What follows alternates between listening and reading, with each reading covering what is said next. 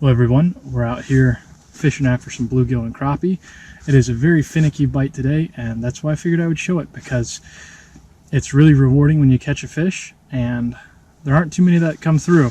So we've downsized all the way to a 4mm, 3.5mm, something like that, and then we've got our ultralight 13, and then we've got our standard Daiwa reel. So without further ado, let's get after it. I should also say what kind of conditions we're fishing today.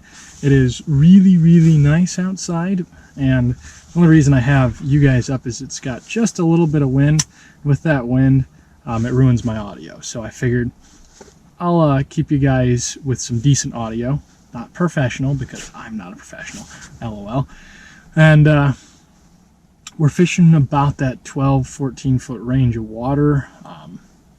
I found that these gills and crappie are sitting right on the edge of the weeds, so if you can find a few weeds, you'll certainly find the fish. And that's exactly what we're doing right here. So and they're kind of just cycling across the top of the weeds, so you'll go 10-15 minutes without a fish, and all of a sudden there'll be 10 of them on the screen and you catch 2. So I'm not really interested in following them around today because I've got you guys, but that's what I was doing previous to this until I kind of figured out their cycle. Anyways, that's a bunch of talking and no fish, so hell of an intro. Got a fish coming up to us. Let's see if we can get him. Not very aggressive, but pretty good mark. Got him. Ooh, that feels good. Oh, this is gonna be big. That's feeling like a big gill. Oh, he tricked me. So he was fighting really good, and I was like, oh yeah, it's gonna be a big one. Just an all right gill. Probably right in that 5.5–6 inch range. Maybe a little shorter, maybe 5 inches. I don't know. I don't know how to measure. That's not my job. All right. Let's see if we can get another one. Well, marks definitely look bigger and shallower water. So I've been fishing most of the day around that,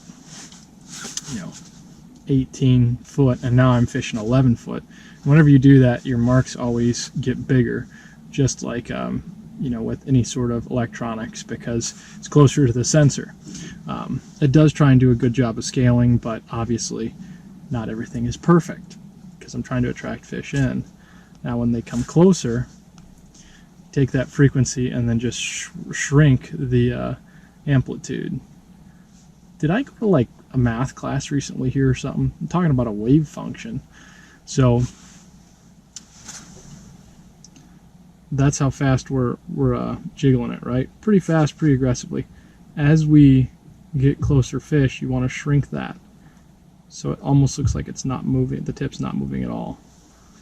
And that's what I'm trying to recreate with these fish, is keep that same amount of times that you bobble the same, but as they get closer in, just make those smaller and smaller and smaller.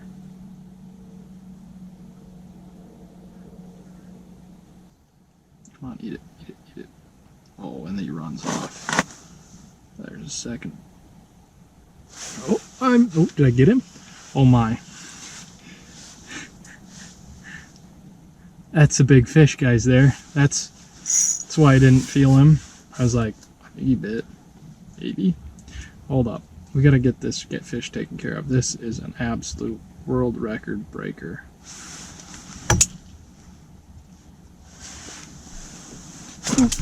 I have minnows bigger than that. I don't know if you guys saw that, but that perch was literally like 1.5 inches long. And there he goes. Good news is that I picked him up perfectly on the electronics, which means they're doing what they're supposed to be doing. Ooh, there we go. Nice mark coming in. Really pretty aggressive too. Let's see if I can get one of these.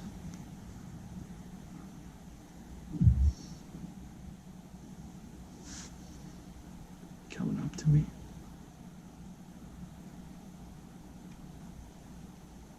Come on.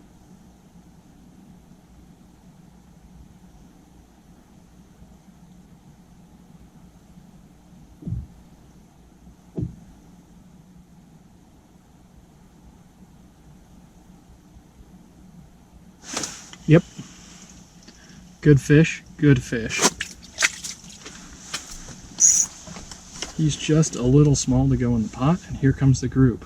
1, 2, 3, 4, 5. Here he is, back in the hole. Get back down there because they are flying across the screen. Let's see if I can catch the tail end of the group. There's still 2 on the screen here. Oh, there's one coming in right at me. Coming in hot. Got him. Oh yeah. That's going to be a nice fish. Look at that rod bend. Oh, don't. This might be more than I bargained for. Oh yeah. Look at that fish.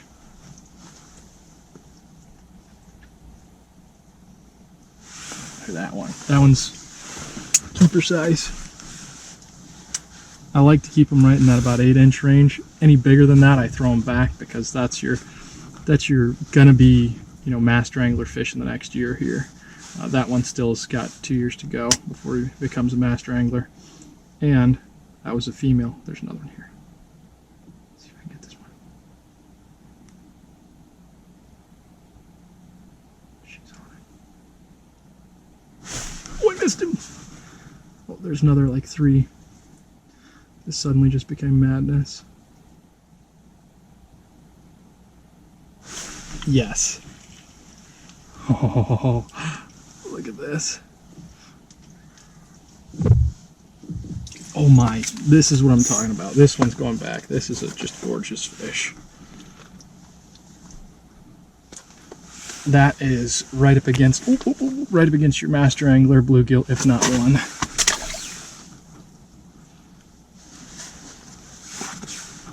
And there's 2 more on the screen. 3 more on the screen. Get back down there, get back down there.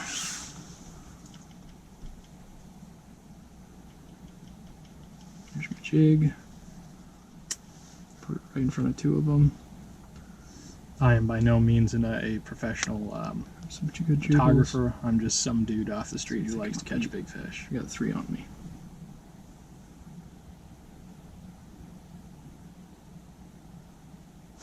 Yep. Look at the bend in that rod. Get out of my deucer, get out of my deucer. Oh my. Oh my. This is definitely a master angler gill.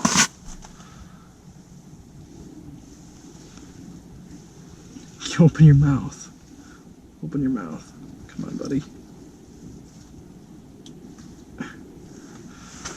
Look at that fish. That's a beaut. Look at her. That's a big male. Doesn't hardly fit in a 6-inch hole. Well,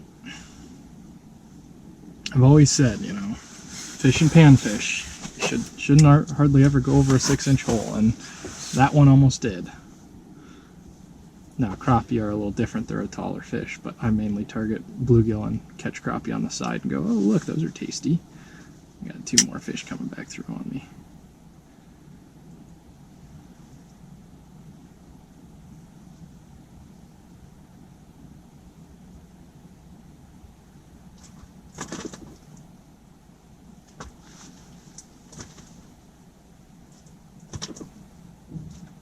Oh, look at them all. Oh, that's going to be a fun one if he comes up and charges me. It's a big one. There's 2 on me. Got him. Look at the bend of that rod.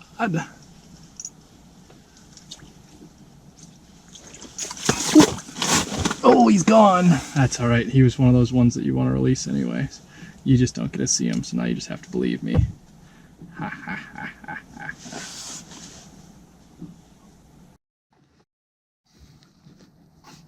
Oh. Thought I had a little guy coming up. It looks like it was actually quite large fish. I changed my lighting around so that you guys can see more of my face. I know that's not something you want to see. Turn that back off. Put it away.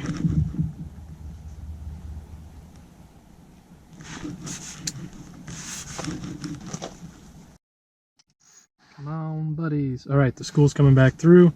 First fish just passed me, and he didn't like what I was selling, so that made me very sad. And maybe he'll come back. Gotta give him a second window shopping. Ooh, he's a big one. Oh, that's a big mark. That might not be a bluegill or a crappie. He's not buying it. He gave me 2 looks, and he said, nope. Oh, that's a big mark. That's a pike. This thing's like 2 foot long. Which could also explain why we had a little bit of gap of fish. If I had a big pike running around, I should throw a tip up. That's a pike. Oh, there's a dozen fish.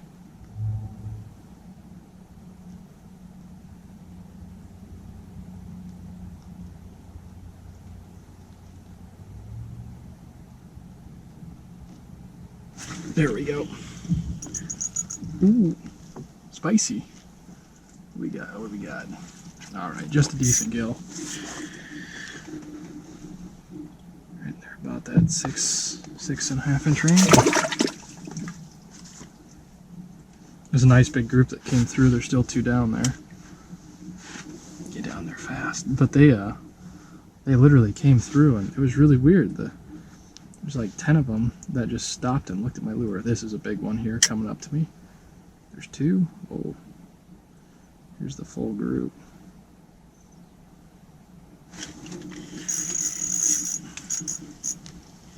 Oh yeah.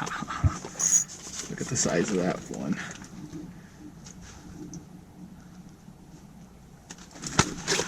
Now, you'll notice that I didn't fight that one like I normally do, because I've got the group on me right now, and I wanted to get him up and then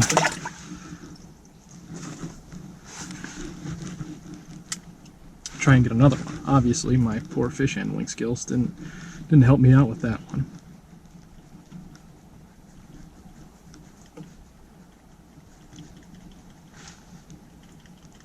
It wasn't poor fish handling skills, he just wanted to get back. 6 of one, half dozen the other.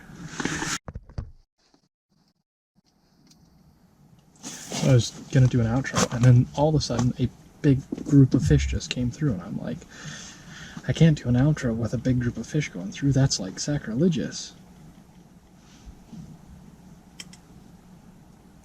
Let's see if I can get him to eat. Oh.